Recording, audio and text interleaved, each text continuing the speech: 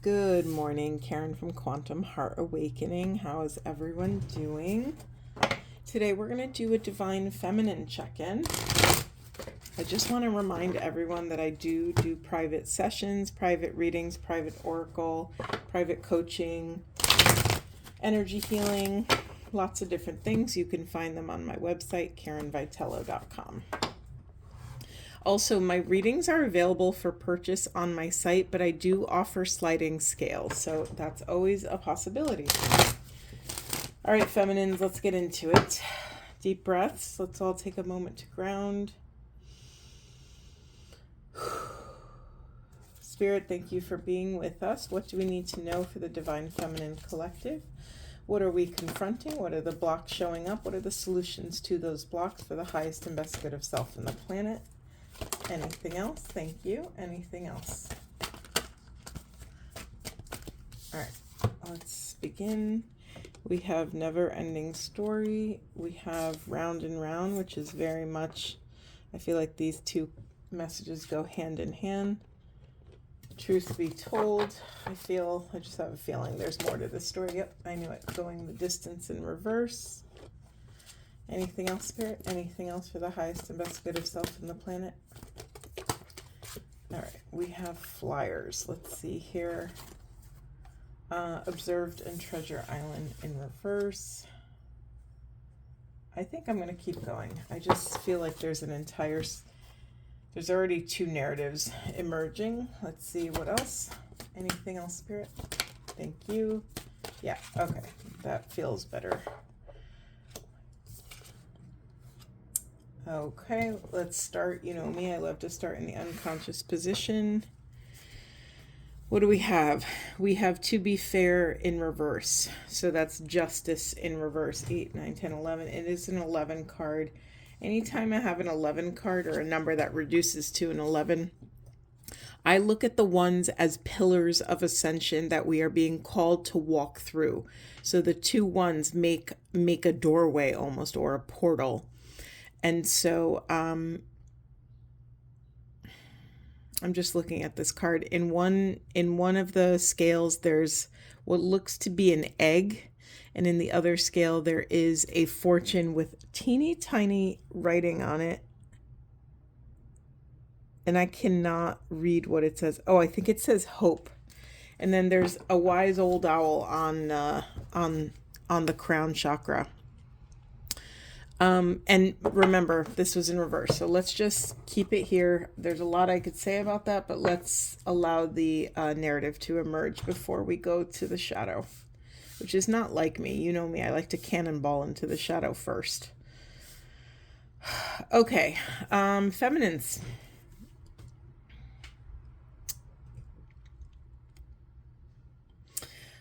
Some of you are telling yourselves half-truths.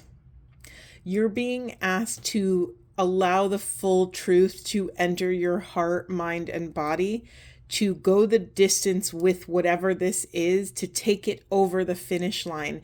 Because by holding back a half-truth, you're stuck in some sort of cycle, some sort of never-ending story, some sort of frustrating cycle. It's preventing you from seeing the truth, from observing clearly, from accessing the gold of the situation.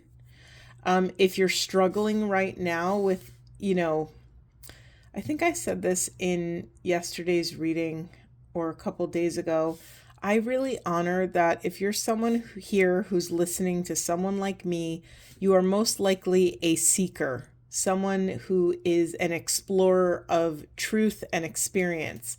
And oftentimes when we are struggling, people like us, when we're struggling with something, we usually pound our heads even harder against the wall, meaning we try even harder to dig for answers, to seek different viewpoints or different theories, and we read more and study more and listen to more things. And oftentimes for us to actually be an appropriate vessel, for us to receive the message we need, it actually requires less work, less intention, less less solving, more surrendering. Feminines, I can't stop staring at this time for a nap card. I really think in order for you to prepare your vessel to receive not just a truth, but to anchor this great, big, huge truth so that you can believe it in your heart, so that you can take aligned action on it, you need to rest. You need to take care of like the 3D vessel before you reach out to community for help, reach out to anyone else for external help.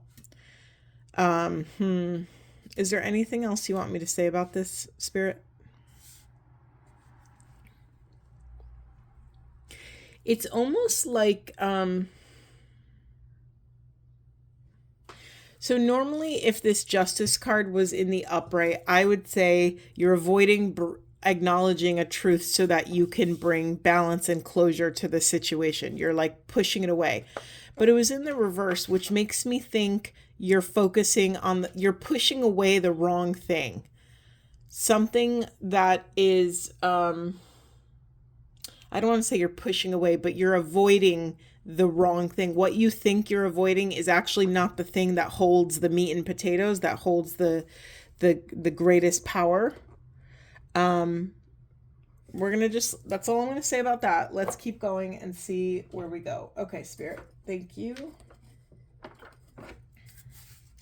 All right, I'm just going to shuffle a little bit.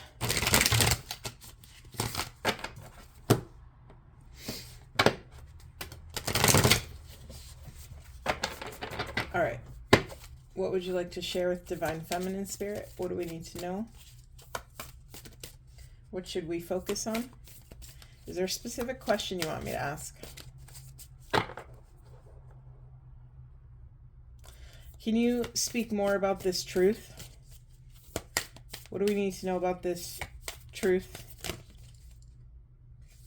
I'm having a lot of cards come out like 3/4 of the way, but not all the way. All right, hold on. Let me just reshuffle. Let's reground. All right, thank you, Spirit. Every time. Oh, anything else? Thank you. We have the initiation. So I asked specifically, what do we need to know about this truth? The initiation, rite of passage, crossing the threshold. You know, it's not an accident you have this go the distance card. There's something here that you and only you can take over the finish line.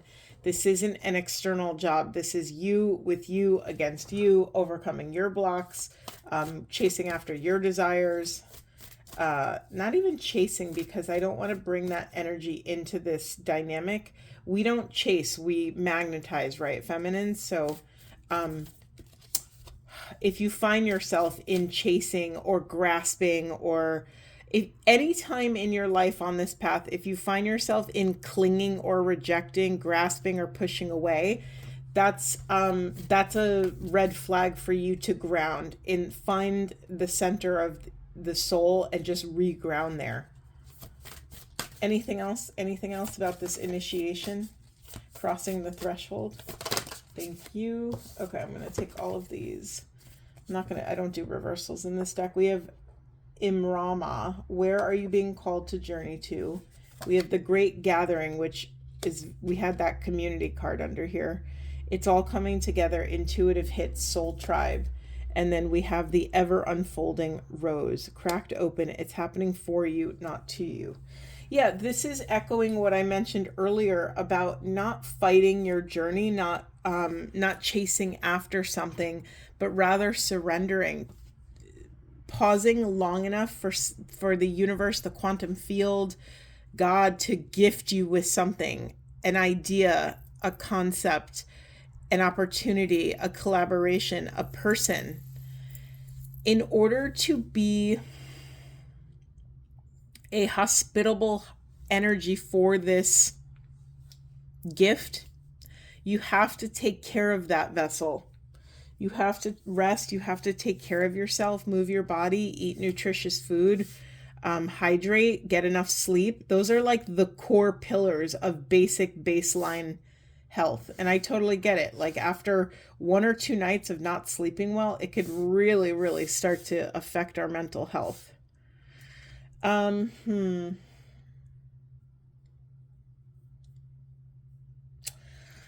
Feminines, less is more. Something is going to come through, and when it does, it's going to shock you because you will have put very little physical energy into this thing. And I think that's really important because it's going to gift you a reference point in your body, mind, soul of what it's like to focus on cultivating the correct frequency. I don't want to say correct because there is no incorrect frequency, but a higher frequency so that you magnetize that which your soul desires. You're coming into feminines, when you come into internal resonance, it echoes externally and you quite literally vibrate things to you. Things will be attracted to you. Like attracts like. And so it's a much more fluid, flowy, surrendered, easeful path. You don't have to work hard at this. The thing you do have to work hard at is resting, though. Let's see what's in the unconscious. We have boundaries. Where do you need to establish better boundaries? You know, so much of my early work as a recovering empath, I did so much boundary work in the external world, but some of the hardest boundaries I had to learn to cultivate for myself were boundaries with myself. You know, boundaries with how late I stayed up, what I ate, what I drank, boundaries with who I let around me, or where did I place myself in the world? Who did I let myself be around? Romantic partnerships, family dynamics. You know, so often the people that we love the most, meaning usually our family, are some of the hardest people for us to hold boundaries. Our family, people that we love are the most vulnerable to fracture points in our sovereignty, in our boundary setting. So just pay attention to that, feminines. Just ask yourself, where do you need to establish better boundaries? Where would it behoove you to have stronger boundaries? Now, remember, boundaries, it's like my favorite thing to talk about, consent and boundaries. Because in terms of energy anatomy, which all of you know, like I'm obsessed with Carolyn Mace, she's my the backbone of all of my. I call myself a Macean scholar because I've just been dancing with her wisdom for over a decade, and it never ceases to amaze me that I could listen to the same audio 100 times, and every single time I get a new piece. Why? Because every cycle around the spiral, every evolution, I'm a different person. So I perceive and I hear her wisdom differently. It's just, I'm obsessed. Anyway, in the world of energy anatomy, boundaries it's either you have a boundary towards something, you either cut something off or you let it in. There's no I think we make boundaries so difficult in 3D because, we're complex beings and we're human, and, we have a spectrum of boundaries instead of just yes and no, where part of this journey is actually getting clearer on your yes and clearer on your no. You're probably going to hear me say this all the time if you haven't already, but all your yeses should be a hell yes. If they're not, it's a no. But most importantly, the key piece of all of this is if you are a maybe to something, it's a no for now. It's a no until it becomes a hell yes. So that's a really important thing because most people treat maybes like, okay, fine, I'll do it. Oh, I don't know. Yeah, sure, I'll just do it. But you are putting that sort of distorted frequency, that half-assed frequency out in the world. And you're really being called to be a pristine caretaker of your energy. So you want to be able to move in strong yeses and strong nos. It's difficult in the beginning, but by doing this, you create a very clear path for yourself. When you can move in a hell yes, when you feel so aligned, completely 100% aligned with your choices, there are no regrets. There is no wishy-washy life force that feeds a regret or a what if or a, gray area type situation. So, where am I going with the spirit? Yes, some of the hardest boundaries we set are with ourselves. So, I'm going to invite you to assess yourself. Where do you have weak boundaries with yourself?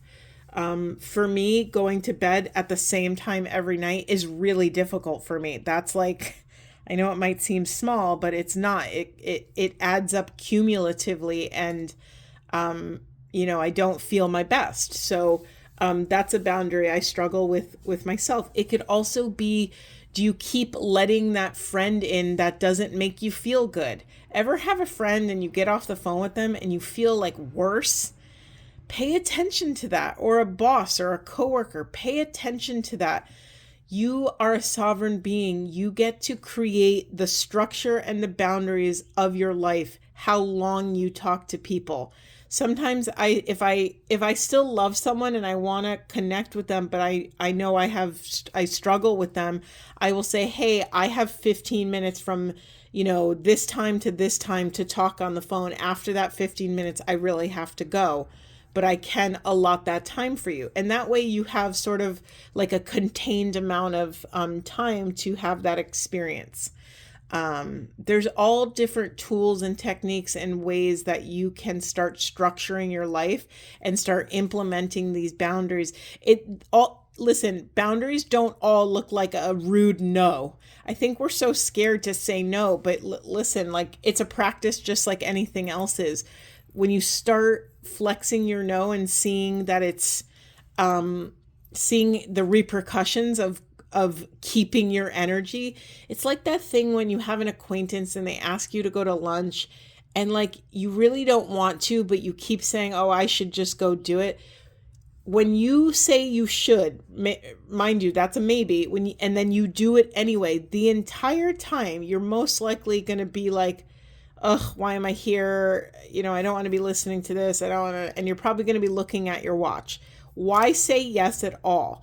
You have to love yourself enough to be strong enough in your truth, in your voice. And listen, you can say no in a very respectful, kind, calm way. There's doesn't need to be an angry no. It could just be like, oh, no, thank you. Oh, I'm not available. Oh, whatever. It could just be the calmer you are, the more calm the situation is. Okay, moving on. Actually, I'm going to leave that there. Spirit, where should we go? Where should we go? Thank you. Do a quick little shuff. Okay. What would support feminines at this juncture with everything we've talked about? Thank you so much. We have Dove, take a leap of faith. Oh, okay. All right. Take a leap of faith towards what? Is there something here you want to share with us? What is this leap of faith about? Oh, okay. Hold on. We got a bunch.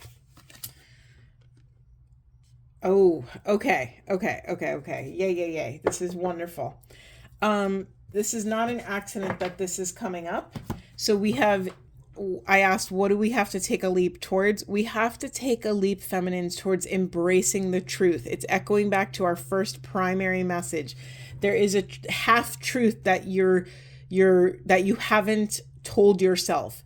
You're being called to tell yourself 100% of the truth. And listen, I understand it's very difficult when our heart is wrapped up in something.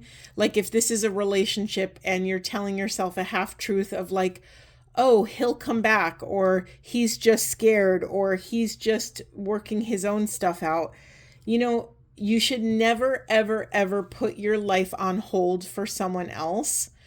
And so by telling yourself these half truths that, oh, he might do this, he might do that, or whatever it is, you're keeping yourself in limbo, and you are quite literally robbing yourself of that sacred life force that you could be investing in other people, places, and things, creative projects, building something. And so you're being called to take a leap towards believing the illusion, to no longer deluding yourself that this thing is truth, when really, when we look, I'm very drawn to the mirror reflection of this, what I think is a ballerina or a beautiful woman in a ball gown. When we only go by what's being reflected back to us in the mirror, the image is distorted because it's inverted, right? So it's not, even though it might be like the majority of the truth, it's actually not the truth because it's distorted in some capacity. It's something about it is a little off. So you're being called to bring 100% of the truth, anchor it in your body, mind, spirit, and your heart. Take a leap of faith of actually allowing yourself to anchor this, to let things go so that you could take whatever this journey is over the finish line. And I'm not, I honor that this is your life. You're a sovereign being, you have free will, you make the decisions that are in alignment with your deepest soul's truth. But I believe in oneness. So I believe that there is no other, that there's only one of us. So I want the best for us, right? That's the game that we're playing here.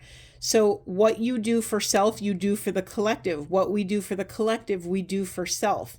And so if you are leaking energy, if you are leaking your precious life force all over the place and you don't have enough energetic currency in your bank account to fund your soul's mission, your deepest desires, your truth, your creative projects, that's affecting the collective. So it behooves you and us for you to take action on believing whatever this is. When you do this, oh wow, okay, wait, let me get more. Spirit, can I get one more? I'm grinning because there's a very beautiful message coming up. Hold on. Anything else you want to share about this? What do we need to know about this? Thank you. Beautiful. We have embrace your truth, take a leap of faith on the illusions, trust your intuition. And the beautiful card we have here is sensuality. Express your sensuality. So often, I don't know why this narrative is coming up. I have to honor that I am a twin flame reader. That's not the only thing that I do, but I do focus on the feminine and masculine polarities and energies. And the specific narrative of, if you are keeping your heart on hold for a partner, maybe it's a masculine, maybe it's your external masculine, maybe it's your internal masculine. If you've been keeping your heart on hold for a partner, you've probably also been locking away your sensuality, your eros, your sacred life force.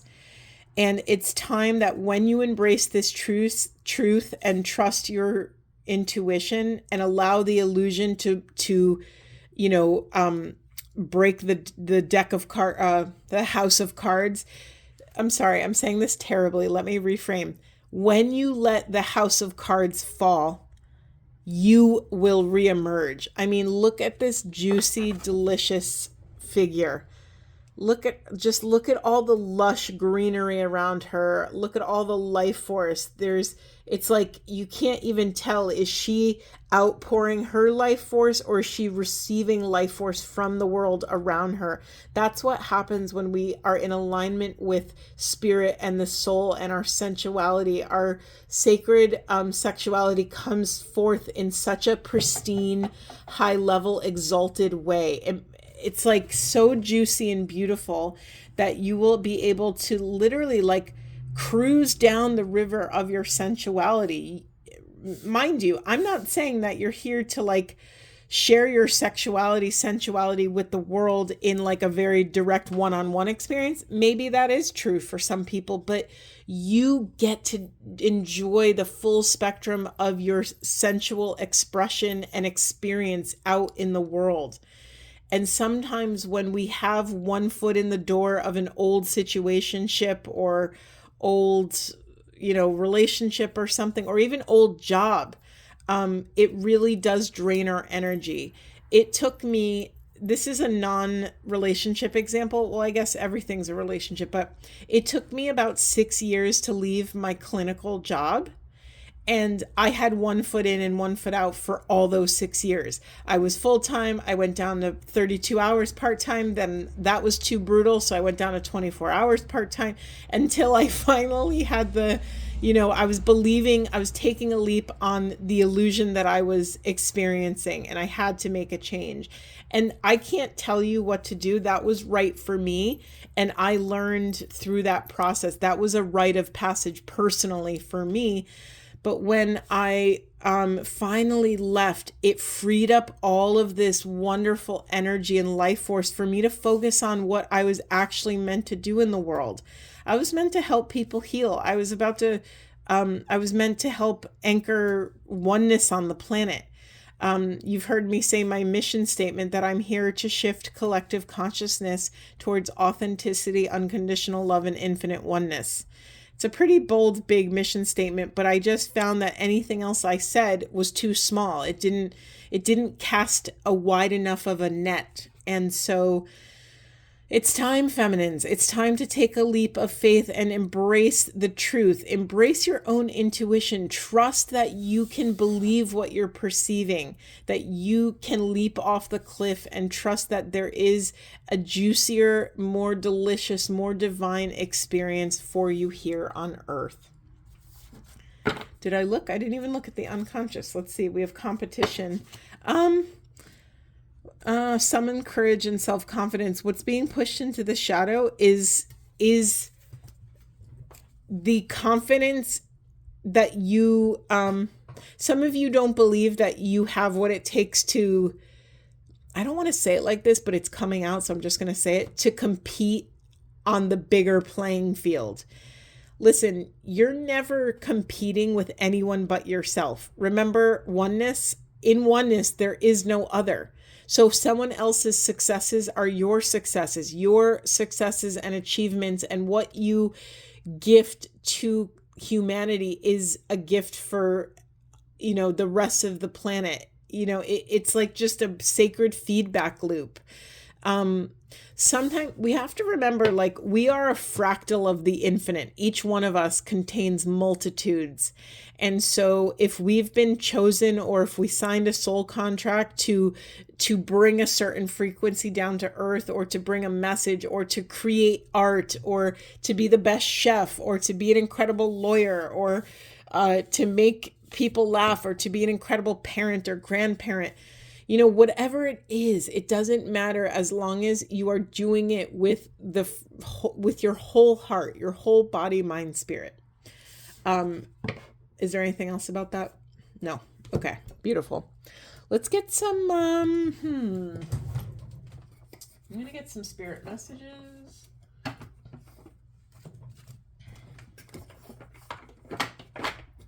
Oh, you know what? I have not used this deck in so long. I'm going to get some of these beautiful Divine Beloved cards. Anything else, Spirit? Anything else? Anything else? Thank you. Anything else? Okay, that's good for now. We have a ton of cards. Bear with me. Maybe I'll read all of them. We have fear. I release all fear. I invite you, Divine Beloved, to move through me in all ways, guiding my actions in every moment. Let me release all fear and feel unbridled openness to the new. We have spirit. I am filled with light. Protection. I am safe. Relax. I receive all blessings. This goes back, feminines, to taking a nap. It's like, I can't stress enough how unplugging from your life, even if like you're like, Karen, it's impossible for me to take a vacation. Okay, can you take 5 minutes every hour? Can you just set your alarm for 5 minutes and just breathe? Do a 5-minute meditation. Do something. Can you go for a walk for 10 minutes a day? I don't know, something that a protected, safe space in your schedule where you could be intentional with your energy, where you can open yourself up to receive, to be cared for by the divine. Centered. I hold my center. It's funny. I always say we're learning how to hold our center for love in any flavor of chaos. That's the name of the game, to work on ourselves and our sovereignty enough so that nothing that happens externally can rock us, can rock our core, that we are so solid in our core that we will be able to show up to whatever life is handing us. Creativity, I honor my passions, right? The sensuality is going to come back to you when you actually take a leap of faith on this truth that you're keeping one foot in and one foot out. Now, in the holy space between, allow me, divine beloved, to rest in that holy space between what is and what will be. Let me fully embrace, relax, and bless the now. This is the liminal. This is the liminal space. It's always associated with a butterfly because it's the metamorphosis that happens, right? A little caterpillar goes into a cocoon or chrysalis and then comes out as a beautiful butterfly. But in that chrysalis is a extremely dismantling, horrific mess. Literally, that poor caterpillar, I can't believe I know this, but it's the imaginal cells. Imaginal cells in a caterpillar are these cells that hold dormant directions and information that tell the caterpillar when it's time to melt down to goo so that it could start rearranging itself to turn into a butterfly. It's pretty insane when you really look into that whole thing. Spirit, I'm filled with light. Change me, divine beloved, into one who knows my spirit is eternal and ageless. Let me release my old ideas of constriction or limitation. My whole being is filled with joy, energy, and beauty, a vessel for divine Shakti. I think it is interesting. We got, the divine feminine reading, got the Shakti card. Protection, I am safe. Change me, divine beloved, into one who is protected from all negative energy and predictions. Wow, that's a really interesting word choice. Fill me with your dazzling and radiant light. Make me a vessel for your love. I now release all fears I've absorbed from others. What's so fascinating about the word predictions is it's calling us out, feminines, to just how detrimental and, dare I say, violent it is when we are stuck in fear of the past or predictions of the future. I've never heard someone say that word in this context, and yet it is so aligned and so perfect. When we use our sacred, precious life force in the present moment to make predictions about the future, we are literally leaking potential and leaking energetic availability for the now. So if you spend all your time grieving the past or worrying about the future, you are left incredibly vulnerable in the present moment. And it's not an accident then when we are stuck in fear and anxiety and depression, it's not an accident that it literally robs us of spirit in the present moment.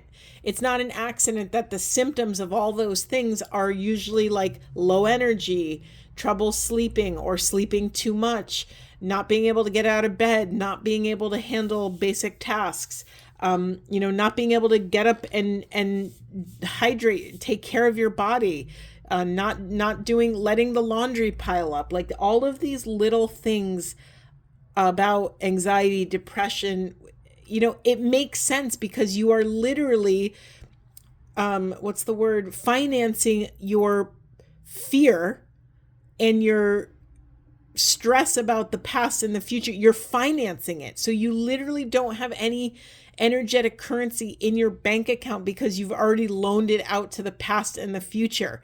You're being called to call all that energy back. Take back all this money you loaned everybody, this energetic currency. Take it back for yourself. Love yourself enough to believe that you are worthy to call all of that back to you in the present moment. Yeah, I had to look. In the unconscious position, we have sacred self. I know I am love. Change me, divine beloved, into one who knows my true worth in every moment. Let me experience that I am love. My own sacred self will always draw kindred spirits. This is what we're pushing away collectively, feminines, that we're pushing away our worth. We're pushing away the part of self that knows it is sacred, that knows it is a goddess and should be treated as such. We're pushing away the exalted feminine. We don't believe collectively that we are truly worthy. That is an illusion. Fear causes false perceptions of illusion. Let's keep that in mind, right? Because the feminine has been cut and pasted and pillaged and raped and has been, drained of power, has been brutalized for so many generations. We have to name the truth in that these are stories. These are stories that have been kept alive for very intentional reasons. It is up to us to release the fear, to release all of these false narratives. All right, let's just get some self-care cards. I'm feeling very much we need to get some self-care. What do we need? Spirit, what is the best way for us to take care of ourselves? I'm dropping a bunch of cards. Okay, we have positive affirmations. We have, if I could separate these cards, they're sticking together. Connect with crystals, look for fairies. You know what's funny? I actually don't connect, out of all the cards in the deck, I don't connect with these three. So that is very interesting to me. I give different interpretations of them because they don't fully resonate. And they don't fully resonate for very important reasons. First of all, positive affirmations, you can say them until you're blue in the face, but unless you have the energy to animate, like every affirmation costs something. So it's like, I love myself. That's a pretty loaded, affirmation if you're really struggling with not loving yourself. And if you don't have enough life force to believe it, then it's not going to gift you the benefits. Same with crystals. Anytime you connect with an external healing source, this is what I learned from Carolyn Mace. You can't just go to a Reiki healer or a sound healer and receive healing. I think that's a really huge misconception. You have to actually participate in that healing. You have to invest a part of your life force in the healing experience. It could be aromatherapy, it could be a massage, it could be literally any healing modality. Yes, it might feel good topically or in the moment, but for you to actually receive the gift of like the actual transformation of your energetic field, of your body, of your muscles, your fascia, your tissues, you have to invest life force in it. Mama Mace would call this imprana-ing it, meaning investing your prana, your life force into these experiences. And the really sad horror,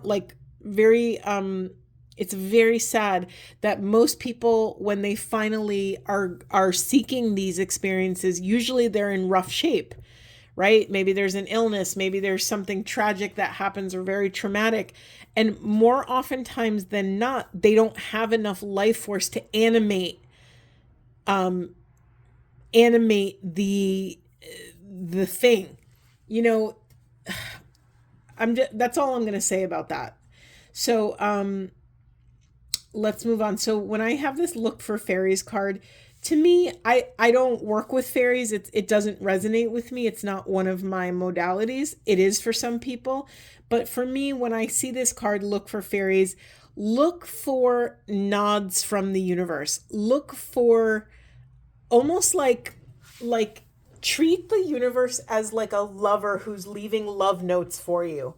Treat the universe as a beloved who cares so much about you that they would move heaven and earth, quite literally, to create a situation for you, to create a loving environment. So look for fairies, meaning look for support from the universe around you.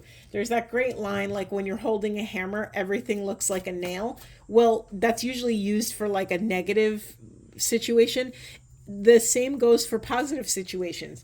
If you believe the world is a safe place and that you get unexpected gifts every day, that you are supported, you will see evidence of that in the world. So part of this positive affirmations is also retraining your brain, breaking those patterns that that cycle through sort of negative self-talk or pessimistic or If you say it never works out for me over and over again, it's not going to work out for you. The universe is like, okay, they want it to never work out for them. So we're going to support them, and nothing's going to work out for them because that's what they want.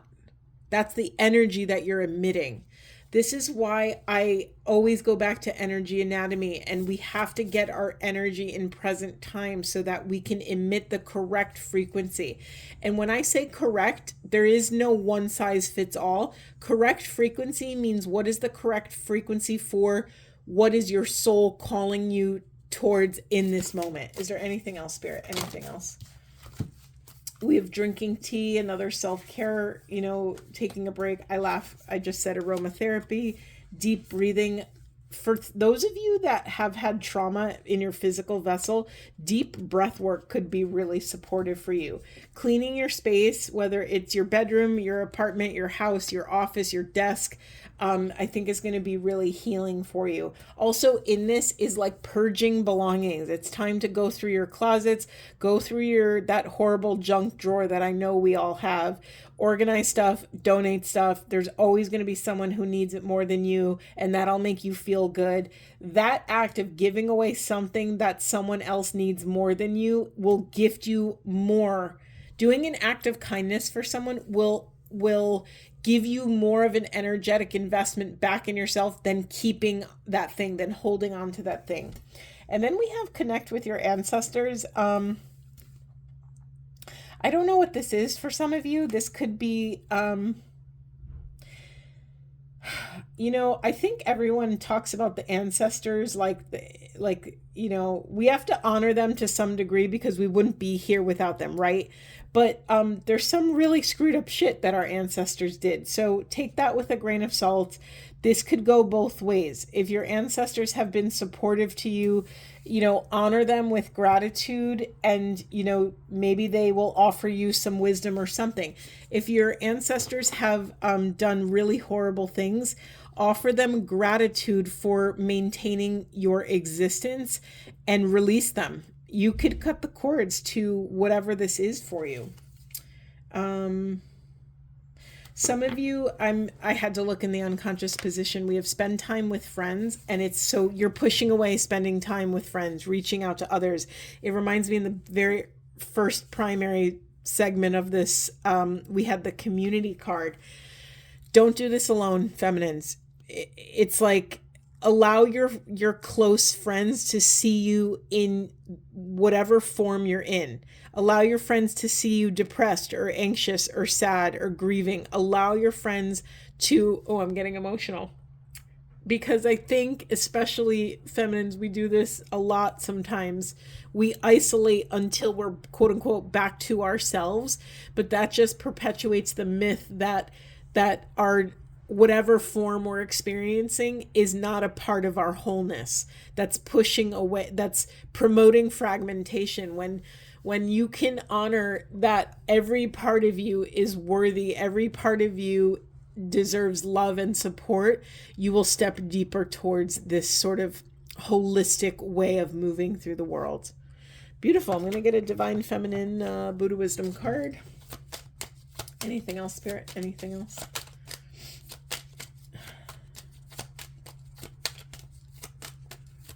Do you hear me still shuffling? Jeez, thank you, Spirit.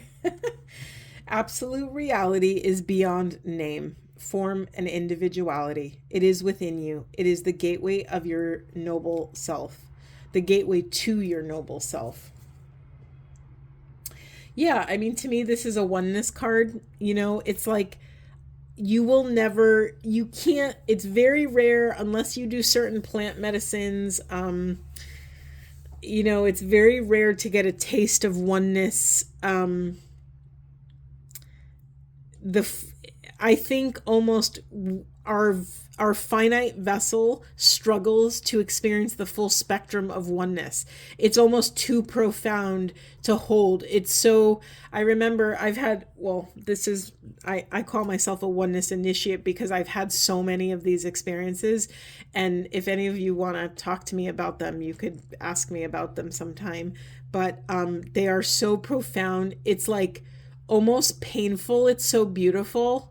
I'm tearing up now because it's like when you really get the understanding that we are just a grid.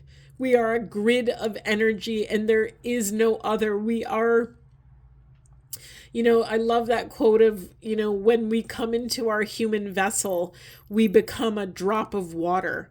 And when we leave the human vessel, the drop of water returns to the ocean. And that is such a beautiful, sacred metaphor for oneness. It is such a, it's just so true, but you can't fathom it when you're in your separateness. You can't fathom like that there's just one energy field and that there will be nothing, there is no other.